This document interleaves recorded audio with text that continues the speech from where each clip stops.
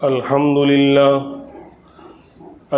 لله كفى وسلام على عباده الذين اصطفى أما بعد فأعوذ بالله من الشيطان الرجيم بسم الله الرحمن الرحيم اليوم أكملت لكم دينكم وأتممت عليكم نعمتي ورضيت لكم الإسلام دينا وقال الله تبارك وتعالى يا أيها الناس إني رسول الله إليكم جميعا صدق الله العظيم اللهم صل على سيدنا محمد وعلى آل سيدنا محمد وبارك وسلم اللهم صل على سيدنا محمد وعلى آل سيدنا محمد وبارك وسلم اللهم صل على سيدنا محمد وعلى آل سيدنا محمد وبارك وسلم۔ 3 ہفتوں سے اسلام ہی میرا پسندیدہ دین کیوں ہے، اس عنوان پر بات چل رہی تھی۔ گزشتہ ہفتے سیزن والا مسئلہ آ گیا تھا تو وہ چھوٹ گیا۔ گزشتہ ہفتے ہم نے سفر اور اس کی بدعات اور رسومات کے بارے میں بات کی تھی، لیکن اس سے پہلے 3 ہفتے لگاتار کنٹینیوس کہ پوری دنیا میں جتنے مذاہب اور دین اور دھرم پائے جاتے ہیں اس کے اندر اسلام ہی سب سے زیادہ پاورفل اور پسندیدہ اور مقبول دین کیوں ہے۔ آج اس کی آخری کڑی، چوتھا پارٹس آج بیان کیا جا رہا ہے۔ کہ میں نے اس وقت 4-5 دلائل بیان کیے تھے کہ اسلام میرا پسندیدہ دین کیوں ہے۔ آگے بڑھتے ہیں، 6ٹھی دلیل آج بیان کی جاتی ہے کہ اللہ تبارک و تعالیٰ نے دین اسلام کو صرف کسی ایک قوم کے لیے، کسی ایک خاندان کے لیے، کسی ایک برادری کے لیے، کسی ایک شہر کے لیے، کسی ایک ملک کے لیے دین بنا کر نہیں بھیجا، بلکہ عالم میں بسنے والے ہر انسان، چاہے وہ شہری ہو، دیہاتی ہو، آقا ہو، غلام ہو، شہر کا رہنے والا ہو، دیہات کا ہو، دنیا کا، عربی ہو، عجمی ہو، کالا ہو، گورا ہو، کسی بھی نسل کا ہو۔ قرآن کہتا ہے یا ایھا الناس انی رسول اللہ الیکم جمیعا، اے لوگو میں تم تمام کی طرف نبی اور رسول بنا کر بھیجا گیا ہوں۔ جب امام الانبیاء محمد الرسول اللہ صلی اللہ علیہ وسلم صرف مسلمانوں کے لیے نبی بنا کر نہیں بھیجے گئے، صرف جو ہے مکہ والوں کے لیے اور عرب والوں کے لیے نبی بنا کر نہیں بھیجے گئے، بلکہ عرب، عجم، کالے، گورے، مسلمان، نان مسلم سب کے لیے جب آپ کو نبی اور رسول بنا کر بھیجا گیا ہے تو اسلام یہ عالمی دین ہے، انٹرنیشنل ریلیجن ہے، پوری دنیا کے لیے مذہب بن کر آیا ہے، دین بن کر آیا ہے۔ تو اسلام جو ہے پورے عالم کا قیامت تک کے لیے یہ دین بن کر آیا ہے۔ اسی لیے امام الانبیاء کے ذریعے اعلان کروا دیا انی رسول اللہ الیکم جمیعا۔ ایک اور موقع پر فرمایا کافۃ للناس بشیرا ونذیرا، کہ نبی آپ کو ساری انسانیت کے لیے بشیر و نذیر بنا کر بھیجا گیا۔ ساری انسان، للناس کہا، للمسلمین، مسلمان صرف نہیں کہا گیا، بلکہ ساری انسانیت کے لیے آپ بشیر بن کر آئے تھے، ساری انسانیت کے لیے آپ نذیر بن کر آئے تھے۔ جو مانے گا، آپ کو فالو کرے گا، آپ کی اتباع کرے گا، آپ کے طریقے کو اپنائے گا، آپ کے مشن پر چلے گا، اس کے لیے آپ بشیر ہیں۔ اور جو نہیں مانے گا، انکار کرے گا، ضد کرے گا اور آپ کے طریقے کو چھوڑے گا، اس کے لیے آپ نذیر بن کر آئے ہیں۔ کوئی بھی ہو، کسی بھی ملک کا رہنے والا ہو، کسی بھی شہر کا رہنے والا ہو، دیہاتی ہو، شہری ہو، پڑھا لکھا ہو، بے پڑھا لکھا ہو، مالدار ہو، غریب ہو، کالا ہو، گورا ہو، ساری انسانیت کے لیے جب آپ نبی بن کر آئے تو یہ دین اور اسلام بھی پورے عالم کے لیے، تو یہ اسلام عالمی دین ہے، اور اسی بات نے تو اس اسلام کو پوری دنیا میں پھیلا دیا۔ دنیا کے چپے چپے میں، دنیا کے گوشے گوشے میں اسلام جو ہے آج پھیلا ہوا ہے۔ جہاں بھی سورج نکلتا ہے اور ڈوبتا ہے، اور جہاں نہیں ڈوبتا، ناروے کا ملک جو ہے سورج وہاں ڈوبتا ہی نہیں ہے، رات میں واپس نکل آتا ہے، ڈوبنے جاتا ہے پھر واپس نکل آتا ہے، تھوڑی دیر کے لیے اندھیرا جیسا ہوتا ہے، شام کی جیسا وقت ہوتا ہے۔ تو سورج جہاں ڈوبتا ہے اور جہاں نہیں ڈوبتا، جہاں 6 مہینے کا دن اور 6 مہینے کی رات ہوتی ہے، اللہ تبارک و تعالیٰ نے دنیا کے چپے چپے پر اسلام کا پرچم لہرا دیا ہے۔ بلکہ اسلام کی بات تو ہے ہی، اسلام کے ماننے والے، اسلام کے فالوورز، اسلام کے لیے اپنی زندگیاں وقف کرنے والے دنیا کے جزیروں میں، دنیا کے ٹاپوؤں میں، سمندروں کے بیچ میں، جہاں جانے کے راستے نظر نہیں آتے، لیکن وہاں پر بھی اللہ اکبر کی صدائیں بلند ہوتی ہیں، اذانوں کی آواز سنائی دیتی ہے۔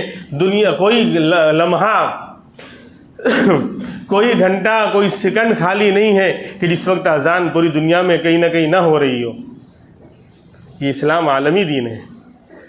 حضرت مولانا تقی صاحب دامت برکاتہم العالیہ اپنا واقعہ، یعنی میں تو یہ بتا رہا ہوں کہ خالی اسلام کی بات نہیں، بلکہ اس کے ساتھ ساتھ اللہ نے علماء دیوبند کو بھی کہاں کہاں پہنچایا ہے، ان کا فیض کہاں کہاں پہنچا ہے۔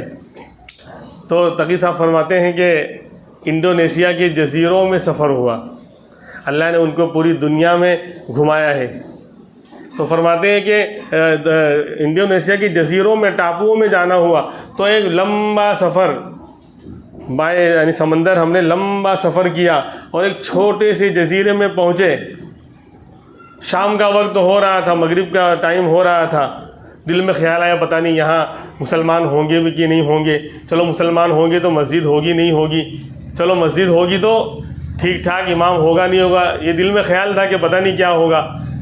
جب وہاں اترے، مغرب کا وقت ہوا تو مسجد نظر آئی کہ مسجد بھی ہے، وہاں گاؤں اور بستی کے حساب سے مسجد تھی۔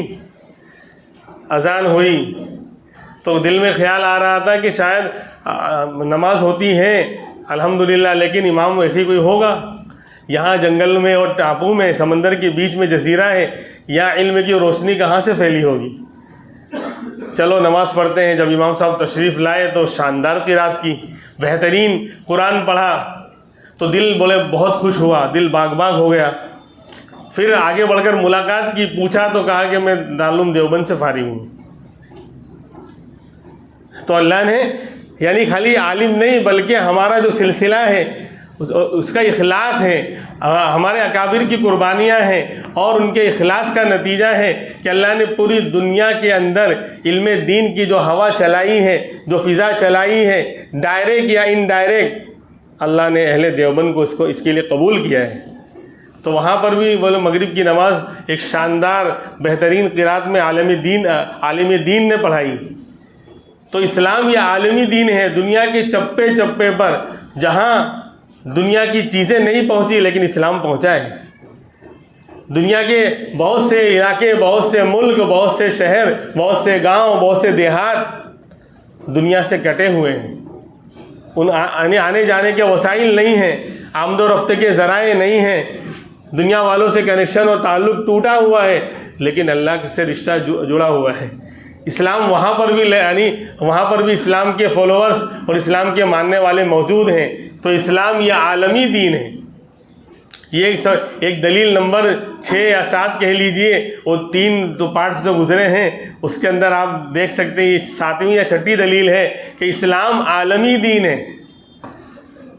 پورے عالم کے اندر آج اللہ نے اس کو لہرایا، جتنا دبائیں گے اتنا یہ ابھرے گا۔ اسلام وہ پودا ہے، کاٹو تو ہرا ہوگا، تم جتنا دباؤ گے اتنا اور سوا ہوگا۔ خیر، ہاں وہ لوگ جو اسلام کو مٹانے کے لیے آئے تھے، میں نے پہلے بھی سنایا تھا، تاتاری قوم، ہاں جنہوں نے اسلام کو ختم کرنے کے لیے اس زمانے میں عراق اور بغداد اس کا جو کیپٹل تھا، اسلام کا مرکز ہوا کرتا تھا، تو صرف بغداد شہر کے اندر اس کے اطراف میں 6 لاکھ مسلمانوں کو شہید کیا گیا تھا۔ اس زمانے میں یہ تعداد بہت بڑی کہلائے گی۔ ہزاروں لائبریریاں اور کتب خانے انہوں نے ختم کر دیے تھے، کیونکہ ہاتھوں سے وہ لکھے جاتے تھے۔ وہ کتابیں جب دریائے دجلہ اور فرات میں بہائی گئیں تو اس کا پانی مہینوں تک کالا ہو کر بہتا رہا، اس روشنائی اور سیاہی کی وجہ سے۔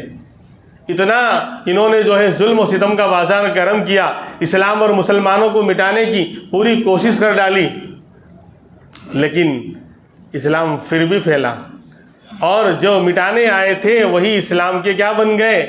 پاسباں اور محافظ بن گئے۔ ہاں، اسی کو علامہ اقبال نے کہا تھا نا، ہے آیا یورش تاتار کے فسانے سے، پاسباں مل گئے کعبہ کو صنم کھانے سے۔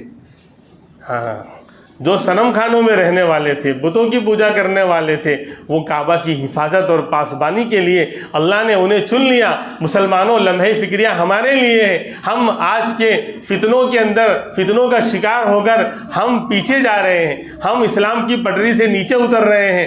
کہیں ایسا نہ ہو کہ اسلام کا دامن ہم سے چھوٹ جائے، اور وہ قومیں جو اسلام کو مٹانے کے لیے کوششیں کر رہی تھی، آج وہ اسلام کو فالو کر رہی ہیں، اسلام کے دامن میں آ رہی ہیں، اور ہم سے زیادہ وہ سنتوں کو جان جان کر پیارے آقا کی یعنی سنت پر وہ قربان ہو رہے ہیں، وہ لٹا رہے ہیں، مٹا رہے ہیں اپنے آپ کو، ایک ایک سنت کو ادا کرنے کے لیے لاکھوں روپے خرچ کر رہے ہیں، اور ہم سنت تو کیا فرائض کو یوں چھوڑ رہے ہیں۔ بولے تو نماز کب پڑھتا ہے؟ بولے میں آج پڑھتا ہوں فجر کی، پھر ظہر کی، پھر عصر، مغرب، عشاء، پھر فجر۔ بولے اچھا، بولے تو بولے جمعہ فٹافٹ جمعہ تو یہ جمعہ یعنی فٹافٹ پڑھتے ہیں، پورا یعنی ہفتے کی اڑ گئی، کیونکہ صرف جمعہ کو کھاتے ہیں، پورے دن تو کھاتے نہیں ہیں۔ یعنی یہ مذاق بنا رکھا ہے، فرائض کا چھوڑنا یہ گناہ ہے ہی نہیں۔ ایک تو یہ ہے کہ آدمی گناہ کر رہا ہے، ایک شرابی شراب پی رہا ہے، ایک جواری جوا کھیل رہا ہے، لیکن اس کو کہیں نہ کہیں احساس ہے میں غلط کر رہا ہوں، میں گناہ کر رہا ہوں۔ تو اللہ آج نہیں تو کل اس کو توبہ کی توفیق دے دیں گے، اور دیتے ہیں۔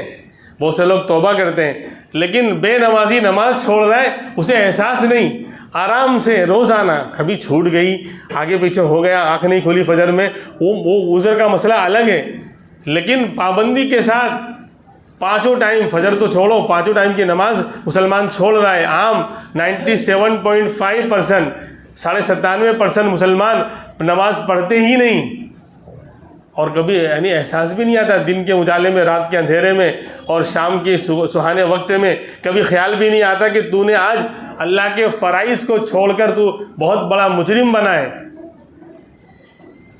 تو اللہ ہمیں سمجھنے کی توفیق دے۔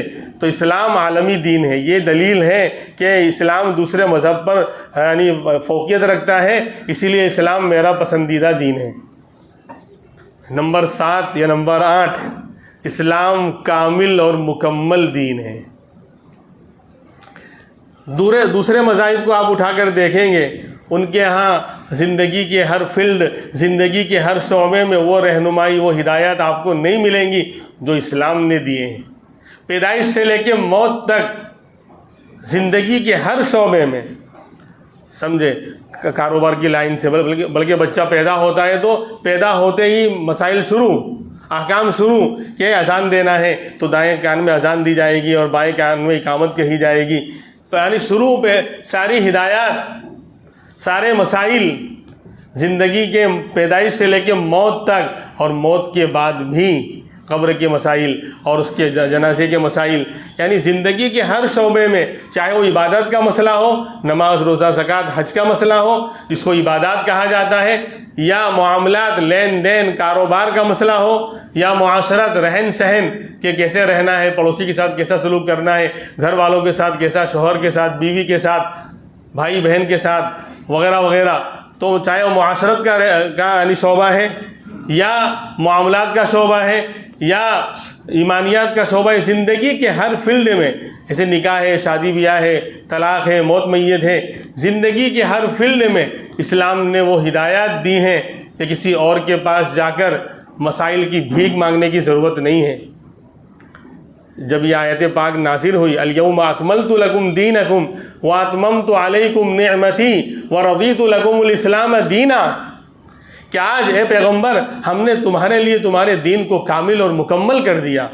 یہ بہت بڑی خوشخبری تھی، یہ بہت بڑی اسلام کی اور آپ کے لیے بڑی خوشخبری تھی۔ یہاں تک کہ اس کا احساس ہمیں نہیں ہو رہا ہے کہ ابھی کہا جائے کہ سب کو 1,000 روپے دیے جائیں گے، تو اس کی فیلنگ تو دیکھو کیسی ہو جائے گی۔ لیکن دین کے باب میں اتنی بڑی خوشخبری، کیونکہ پتہ ہی نہیں، علم ہی نہیں ہے۔ لیکن جب یہ آیت نازل ہوئی تو یہودیوں نے کہا، ایک یہودی نے حضرت عمر رضی اللہ عنہ سے غالباً یا عبداللہ ابن عباس رضی اللہ عنہ سے غالباً کہا کہ تمہارے اوپر ایک آیت اتری ہے، تمہارے قرآن میں تمہارے نبی پر ایک آیت اتری ہے، اگر وہ آیت ہمارے نبی پر اترتی، موسیٰ علیہ السلام پر اترتی، ہم اس دن کو عید کا دن مناتے اور خوشیاں مناتے کہ اتنی شاندار آیت، اتنی بڑی خوشخبری کہ تمہارا دین کامل اور مکمل ہے۔ جیسے جب اندھیری رات ہوتی ہے، جب رات ہوتی ہے، اندھیرا چھاتا ہے، ہر طرف ظلمت اور اندھیرا ہوتا ہے، ستارے چمک رہے ہوتے ہیں لیکن ان کی روشنی سے اتنا فائدہ نہیں ہوتا، لیکن جب رات چھٹتی ہے اور صبح کا آفتاب سورج نکلتا ہے تو اب رات کے اندھیرے کیا ہو جاتے ہیں؟ ختم ہو جاتے ہیں۔ کیوں؟ کامل اور مکمل روشنی والا آفتاب نکل آیا، تو اب رات کا اندھیرا مکمل ختم ہو گیا، کیونکہ کامل۔ اب دن میں بھی کوئی اگر گاڑی کی لائٹ آن کرے گا تو پہلے یوں دکھاتے تھے، اب وکاس گانڈا ہو گیا اس لیے اب وہ بٹن کا آپشن ہی نہیں رکھا، وہ جلتی ہی رہتی ہے۔ لیکن پہلے یہ تھا کہ جب اگر دن میں کوئی لائٹ جلاتا تو یوں اشارہ کرتے تھے، بھائی بند کر، ضرورت ہی نہیں ہے، کیونکہ روشنی کا کامل اور مکمل آفتاب نکل آیا ہے۔ تو ایسے ہی سارے انبیاء اپنے اپنے زمانے میں وہ ستارے تھے، ان کے اندر روشنی تھی، وہ رہنمائی کر رہے تھے، لیکن پوری دنیا سے وہ اندھیرا چھٹا نہیں تھا جسے رات میں ستارے چمک رہے ہوتے ہیں۔ جنگلوں میں چلے جائیے، اچھی خاصی روشنی ہوتی ہے، بہت اچھے انداز میں لوگ جو ہے اپنا سفر طے کر لیا کرتے تھے۔ وہ تو شہروں میں پتہ نہیں چلتا کہ رات کے اندھیرے میں ستاروں کی کیا چمک ہوتی ہے، یہاں کی جو ہے لائٹوں میں پتہ نہیں چلتا، لیکن جنگلوں میں آپ چلے جائیے، رات میں اچھا خاصا ستاروں کی روشنی سے نظر آتا ہے۔ تو سارے انبیاء اپنے زمانے میں پوری دنیا پر چھائی ہوئی تاریکی کے درمیان ستاروں کی طرح چمک رہے تھے اور رہنمائی کر رہے تھے۔ لیکن جب صبح ہوئی اور ہدایت کا، رشد و ہدایت کا آفتاب اور مہتاب امام الانبیاء محمد الرسول اللہ صلی اللہ علیہ وسلم کی شکل میں ظاہر ہو گیا، آپ تشریف لے آئے، تو آپ ان ستاروں کی ضرورت نہیں رہی۔ کیوں؟ کامل اور مکمل روشنی آ گئی۔ تو یہ دین پہلے انبیاء کے کیا دین بھی تھا، لیکن وہ ستاروں کے مانند، ان کی روشنیاں زیادہ ہائی نہیں تھی، زیادہ بڑی نہیں تھی، چھوٹے چھوٹے جو ہے روشنیوں کے کنکوں میں چل رہے تھے۔ لیکن آپ کی شکل میں، ہمارے نبی کی شکل میں جب روشنی، ہدایت کی روشنی کا کامل آفتاب نکل آیا تو اب یہ دین کامل ہو گیا، اب ضرورت نہیں ہے۔ اب میں نے سمجھانے کے لیے آفتاب کی مثال دی، تو بہرحال اس یہودی نے اشکال کیا کہ تمہارے اوپر یہ آیت اتری ہے، الیوم اکملت لکم دینکم، کہ آج میں نے تمہارے لیے تمہارے دین کو کامل اور مکمل کر دیا۔ اگر یہ آیت ہمارے نبی پر اترتی تو ہم اس کو جشن مناتے، عید کی خوشیاں مناتے۔ تو حضرت عمر بن خطاب رضی اللہ عنہ نے فرمایا تھا کہ اللہ کو معلوم تھا، اللہ کو معلوم تھا کہ یہ خوشخبری بہت بڑی خوشخبری ہے۔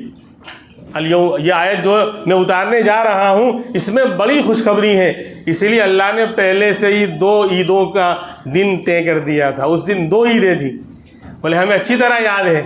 یہ آیت عرفات کے میدان میں امام الانبیاء محمد الرسول اللہ صلی اللہ علیہ وسلم اونٹنی پر سوار ہیں، اور عرفہ کا دن جو حاجیوں کے لیے عید کا سب سے بڑا دن ہے۔ ہاں، الحج العرفہ، حج تو عرفہ کا نام ہے، یعنی 9 ذی الحجہ جو بقرعید سے ایک دن پہلے کا دن ہوتا ہے، پورے دنوں کا سردار ہے وہ، پتہ نہیں ہے بہت سے لوگوں کو، شب قدر راتوں کی سردار ہے۔ تو عرفہ کا دن جو 9 ذی الحجہ ہے، بقرعید سے ایک دن پہلے کا دن، وہ پورے سال کے دنوں کا سردار اور باس ہے وہ۔ تو کہا کہ وہ عید کا دن عرفہ کا دن تھا اور جمعہ کا دن بھی تھا، تو 2 عیدیں، جمعہ کا دن بھی عید کا دن اور عرفہ کا دن بھی عید کا دن، تو اللہ نے 2 عیدوں کا دن جمع کر دیا، 2 عیدیں جمع کر دی تھی۔ پھر یہ آیت نازل کی، اور یہ خوشخبری سنائی کہ دین کامل اور مکمل ہو گیا۔ اسی لیے ہمیں بھیک مانگنے کے لیے، مسائل کے لیے کسی اور کے پاس جانے کی ضرورت نہیں ہے۔ کوئی بھی مسئلہ آپ لے کر آئیے، قرآن و حدیث کے اندر اس کا حل موجود ہے۔ لیکن اونٹ پہاڑ کے نیچے آئے گا تو پتہ چلے گا کہ میں چھوٹا ہوں، پہاڑ بڑا ہے مجھ سے۔ ہم ہر ایرے گہرے نتھو خیرے کے پاس جا کر مسئلہ پوچھیں گے تو نہیں۔ اب جیسے ہر برقعے والی عورت چھوٹے بچے کو اپنی اماں نظر آتی ہے، چھوٹا بچہ ہوتا ہے جس کی والدہ مسلم ہیں اور وہ برقعے میں اور نقاب میں رہتی ہیں، تو ہر ماں، ہر عورت جو برقعے میں جا رہی ہے، وہ چھوٹے بچے کو 4-6 مہینے کا اس کو اپنی اماں نظر آتی ہے کہ میری والدہ ہے، دیکھ کے روتا ہے وہ کہ مجھے اٹھا کیوں نہیں رہی ہیں۔ ایسے ہی لوگ دین سے اتنے دور ہو گئے کہ ہر جبے والا اور داڑھی والا مولانا نظر آتا ہے، ہر ایرا غیرا نتھو خیرا یوٹیوب پہ کھڑے ہو کر مسائل بیان کرنے ٹھہرا، پتہ نہیں کیا کہہ رہا ہے، بالکل بے بہرا دین سے، پھر اس کی بات لے کر سننا شروع اور عمل کرنا شروع کہ ایک کیا کہتے ہیں، ہم نے یوٹیوب پہ سنا ہے۔ تو کس کا یوٹیوب کا دھونس جما رہے ہو؟ ہم نے سعودی میں دیکھا ہے، سعودی میں دیکھا تو سعودی کا قرآن و حدیث پہ عمل کرنا ہے ہمیں۔ سعودی کا عمل ہمارے نزدیک نمونہ نہیں ہے، وہاں قرآن نیچے رکھ کر اس پر ٹیک لگا کے سو جاتے ہیں۔ حرم شریف میں ہوتا ہے، کوئی کہے گا کہ وہاں ہی چلتا ہے، وہاں چلتا ہے، تو عرب کے اندر شراب بھی چلتی ہے، زنا خوری بھی ہوتی ہے، تو کیا وہ حلال ہو جائے گا؟ اسی لیے جو لوگ سعودی ریٹرن ہو کر آتے ہیں تو بگڑ جاتے ہیں بہت سے لوگ، وہاں کی اسٹائل ماننے لگتے ہیں کہ بولے سعودی میں ہے اور عرب میں ہے تو سب جائز ہے۔ سب جائز نہیں ہے، قرآن و سنت سے جو ثابت ہوگا وہ جائز ہوگا۔ ہم اس کے نوک، جوتے کی نوک پہ مارتے ہیں، نماز پڑھنے کا، کھڑے ہونے کا اسٹائل بدل جاتا ہے۔ وہ تو جو اپنے علماء سے اور اہل علم سے جڑا رہے گا، اپنی روایات کو باقی رکھے گا، وہ گمراہ نہیں ہوگا، ورنہ عرب کنٹری جا کے لوگ بہت سے گمراہ ہو جاتے ہیں اور ہو رہے ہیں۔ پھر آ کر بولے ہم نے وہاں دیکھا، کہیں بھی دیکھا ہو، وہ ہمارے لیے نمونہ نہیں ہے عمل کے لیے۔ قرآن و سنت سے جو ثابت ہے، جو میرے نبی نے کیا ہے اور جو میرے صحابہ نے کیا ہے اور ہمارے اکابر کا سلسلہ جس سے چلا آ رہا ہے، وہ عمل ہمارے لیے نمونہ ہوگا۔ تو ہر یوٹیوب پہ ہر کوئی جو بھی الو ٹھہرا اور کہہ رہا اور ہے دین سے بے بہرا، تو اس کی بات سن لی اور عمل کرنا شروع۔ جسے وہ ہر برقعے والی اماں نظر آ رہی تھی، ان کو ہر جو ہے ٹوپی اور کرتے والا جو ہے مولانا نظر آ رہا ہے۔ حالانکہ وہاں بہت سے جو ہے کیا کہتے ہیں بیرسٹر صاحب ہیں جن کا فیلڈ ہی نہیں ہے اور مسائل بیان کر رہے ہیں اور پھر منہ کی کھا رہے ہیں۔ وہ تو ایکسپرٹ کو معلوم ہوگا کہ وہ کیا گل کھلا رہا ہے، اس کا فیلڈ ہی نہیں ہے۔ اب جو ہے ڈاکٹر صاحب وکالت کرنے لگ جائیں تو آپ مان لیں گے؟ بولے وہ کہے گا میں نے پڑھا ہے، میں نے میڈیکل کورس کیا ہے۔ ارے بھائی میڈیکل کورس کیا ہے لیکن وکالت کا کورس آپ نے نہیں کیا ہے۔ وکیل دواخانہ کھول کے بیٹھ جائے تو؟ بہرحال تو میں یہ عرض کر رہا تھا کہ ہمارا دین کامل اور مکمل ہے، ہمیں مسائل کے لیے اپنے صحیح اہل علم علماء سے رجوع کرنا چاہیے۔ ہاں یوٹیوب پر جائیں گے، ہر طرح کی دکانیں کھلی ہوئی ہیں۔ مولانا گوگل صاحب رحمۃ اللہ علیہ بھی کم گل نہیں کھلاتے، گوگل ان کا نام ہی ہے، گو سے شروع ہو رہا ہے گوگل، تو اس لیے وہاں بہت کچھ گل کھلاتے ہیں وہ، یعنی خاموش رہیں گے نہیں، آپ جو بھی پوچھو گے الٹا سیدھا جواب ضرور دیں گے، وہ خاموش رہنا سیکھا ہی نہیں ہے انہوں نے۔ تو اس لیے اس طرح نہیں، بلکہ اہل علم سے رجوع کر، دین ہمارا کامل اور مکمل ہے، کوئی مسئلہ ایسا ہے ہی نہیں الحمدللہ جس کا حل نہ ہو، جس کا حل نہ ہو۔ یا تو ایسا ہو سکتا ہے کہ کسی عالم کی وہاں تک رسائی اور پہنچ نہیں ہو سکی، تحقیق مسئلے کی نہیں ہو پائی، لیکن حل تو موجود ہے۔ کبھی آدمی وہاں تک پہنچنے میں دیر ہو جاتی ہے لیکن مسئلہ تو حل ہے اللہ کے نزدیک، قرآن و سنت سے سب ثابت ہے۔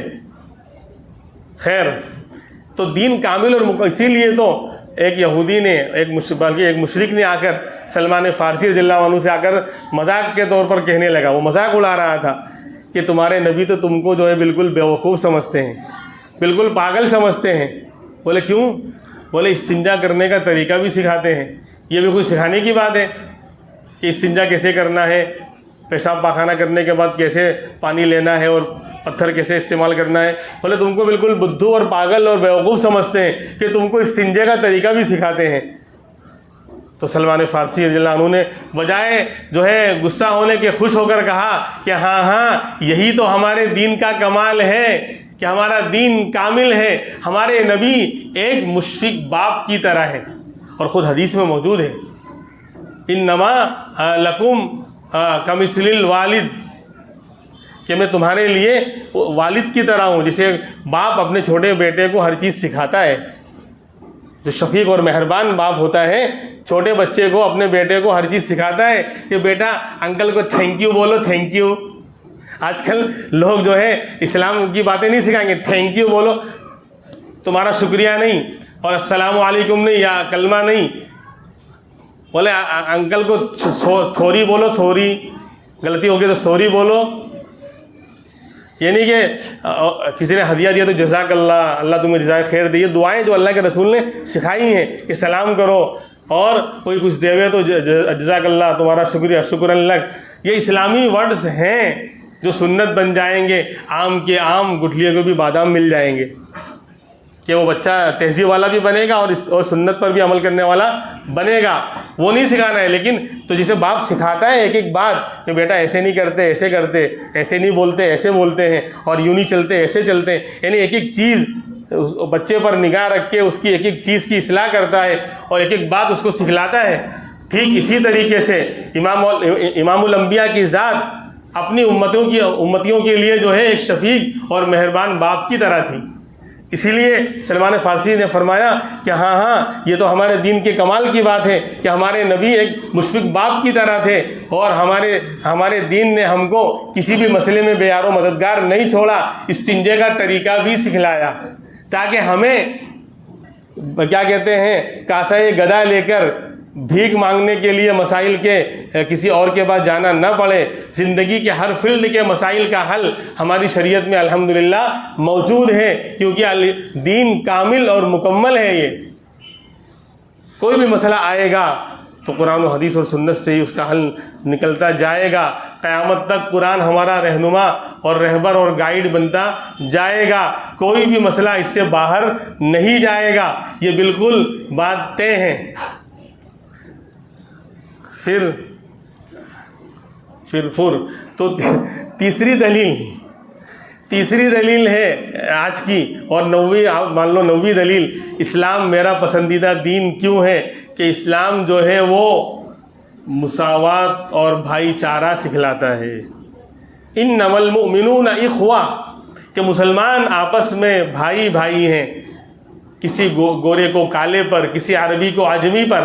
حدیث پاک ہے لا فضل لعربی علی عجمی ولا لابیض علی اسود ولا لاحمر علی اصفر، او کما قال صلی اللہ علیہ وسلم، کہ کسی کالے کو گورے پر، کسی جو ہے عربی کو عجمی پر کوئی فضیلت نہیں ہے، سب برابر ہیں، سب اللہ کے بندے ہیں۔ تو فضیلت کیسے آئے گی؟ ان اکرمکم عند اللہ اتقاکم، ان اکرمکم عند اللہ اتقاکم، کہ بے شک اللہ کے نزدیک زیادہ عزت والا وہ ہے جو زیادہ تقوی والا ہے، جو زیادہ اللہ سے ڈرنے والا ہے، یعنی گناہوں سے بچنے والا، نیک اعمال کرنے والا، یہ ہے اللہ سے ڈرنے والا۔ خالی بولنے کا تو میں بھی بول دوں گا کہ پوری مسجد میں سب سے زیادہ اللہ سے ڈرنے والا میں ہوں، لیکن میرے اعمال بیکار، تو میری بات جھوٹی ہے۔ اگر میرے اندر گناہوں سے بچنے کا مادہ نہیں ہے اور نیک عمل کرنے کا مادہ نہیں ہے، تو میرا زبان سے دعویٰ کرنا کہ میں اللہ سے ڈرتا ہوں، تقوی والا ہوں، خالی زبانی جمع خرچے ہیں، حقیقت سے اس کا کوئی لینا دینا نہیں۔ تو فرما دیا کہ کالا ہو، گورا ہو، چھوٹا ہو، بڑا ہو، فقیر ہو، بادشاہ ہو، سب اللہ کے یہاں برابر ہیں۔ کالے گورے عربی عجمی کسی کو کسی پر کوئی فضیلت نہیں، فضیلت ملے گی تقوی کے ذریعے۔ خاندانی، جعلناکم شعوبا وقبائل لتعارفوا، قرآن نے اعلان کیا کہ جو تم کو ہم نے خاندانوں میں اور قبائلوں میں جو بانٹا ہے نا، یہ شیخ ہے، یہ پٹھان ہے، یہ فلاں ہے، یہ فلاں ہے، یہ تو خالی تعارف کے لیے ہے، کہ بھائی زید نام کے 2-3 لوگ محلے میں رہتے ہیں، تو بولے زید بھائی، تو بولے کون سے زید بھائی؟ زید انصاری، بولے اچھا، زید شیخ، بولے اچھا۔ تو یہ شیخ، انصاری اور پٹھان اور فلاں آج اس پر لوگ گھمنڈ کر رہے ہیں، اسی کو لے کے چاٹ رہے ہیں، نماز ایک ٹائم کی نہیں، اللہ کا ذکر نہیں، اللہ کے سامنے پیشانی جھکان اتنا بڑا بن گیا کہ اپنے خاندان کو لے کے چاٹ رہے. کل اللہ یہ نہیں پوچھیں گے کہ تو کون سے خاندان کا تھا، تو کالا تھا کہ گورا تھا کہ بڑا تھا کہ چھوٹا تھا، مالدار تھا کہ فقیر تھا. ایک ہی سب میں کھڑے ہو گئے محمود و ایاز، نہ کوئی بندہ رہا نہ کوئی بندہ نواز. تو خاندان اللہ کے یہاں یعنی بڑائی خاندان کی بنیاد پر نہیں چلے گی. اللہ کے یہاں بڑائی کیا کہتے ہیں ڈگری اور ایجوکیشن کی بنیاد پر نہیں چلے گی. اللہ کے یہاں بڑائی خوبصورتی کی بنیاد پر نہیں چلے گی. اللہ کے یہاں بڑائی مالداری کی بنیاد پر نہیں چلے گی. اللہ کے یہاں بڑا عزت والا وہ ہوگا ان اکرمکم عند اللہ اتقاکم، جو زیادہ اللہ سے ڈرنے والا ہے، چاہے وہ بالکل نچلے خاندان کا ہے. حضرت عمر رضی اللہ عنہ حضرت بلال حبشی رضی اللہ عنہ کا بڑا اکرام کرتے تھے. جب حضرت بلال حبشی حبشہ کے رہنے والے غلام، یعنی کسی دنیا کے جتنی بھی بڑائی اور عظمت کے جو ہے وسائل ہیں، بڑائی اور خوبیوں کے جتنی بھی چیزیں دنیا میں پائی جاتی ہیں، ایک چیز بھی حضرت بلال میں نہیں پائی جاتی تھی. خاندان بھی نہیں تھا اور غلام تھے. آزاد تو کیا ہوتے، وہ خاندان بعد میں دیکھا جاتا ہے. وہ تو غلام تھے، مال نہیں تھا، خوبصورتی نہیں تھی، علم نہیں تھا. یعنی بڑائی اور عظمت کے جتنے بھی وسائل اور ذریعے ہو سکتے ہیں، سورس، ایک بھی چیز حضرت بلال میں نہیں پائی جاتی تھی. لیکن جب دین آیا، ایمان آیا، اللہ کا تقوی آیا، تو جب تشریف لاتے تھے حضرت بلال، حضرت عمر ان کا اکرام کرتے تھے. جاء سیدنا بلال رضی اللہ عنہ، ہمارے سردار آ گئے، ہمارے سردار حضرت بلال آ گئے. اسی لیے تو جب دین کے لیے میرے بھائیوں دین کے لیے قربانی دیں گے، اور جس لائن کی قربانی ہوگی اللہ اسی لائن سے عزت دیں گے. جب آپ کو مارا جاتا تھا، ستایا جاتا تھا، تپتی ریت پر لٹایا جاتا تھا، کوڑے مارے جاتے تھے، اور گرم گرم چٹانیں رکھی جاتی تھی، زنجیروں میں جکڑا جاتا تھا، تو کہتے تھے احد احد، اللہ ایک ہے، اللہ ایک ہے. کیا بلال، تم نے مصیبتوں میں اور زنجیروں میں جکڑنے کی حالت میں تم نے میرے نام کو بلند کیا. میں رب العالمین قسم کھا کر کہتا ہوں، کعبۃ اللہ کی دیوار پر چڑھا کر اگر تیرے ذریعے میرے نام کی بڑائی نہ بیان کراؤں تو میرا نام اللہ نہیں. جب مکہ فتح ہوا، وہ دن دیکھا لوگوں نے، وہ دن دیکھا کہ جہاں جس گھر کو دیکھنے کے لیے آنکھیں ترستی ہیں، بڑے سے بڑا مالدار وہاں جانے کو ترستا ہے. بہت سے یعنی کروڑ پتی لوگ ہیں دنیا میں جو آج تک بیت اللہ کو دیکھ نہیں سکے ہیں. بڑے مالدار ہیں اور بڑے جو ہے دنیا کے اندر ان کا پیسہ ہے اور مقام ہے، لیکن ان آنکھوں سے جو ہے بیت اللہ کا دیدار نہیں کر پائے ہیں. اور دیدار کر بھی لیا تو مشکل سے جو ہے کر پائے ہیں، کبھی گئے بس ایک مرتبہ. وہاں کیا ہو رہا ہے، پیارے آقا نے فرمایا بلال کعبۃ اللہ کی چھت پہ چڑھ جاؤ اور چھت پہ چڑھ کر اذان دو، اللہ اکبر اللہ اکبر. کیوں؟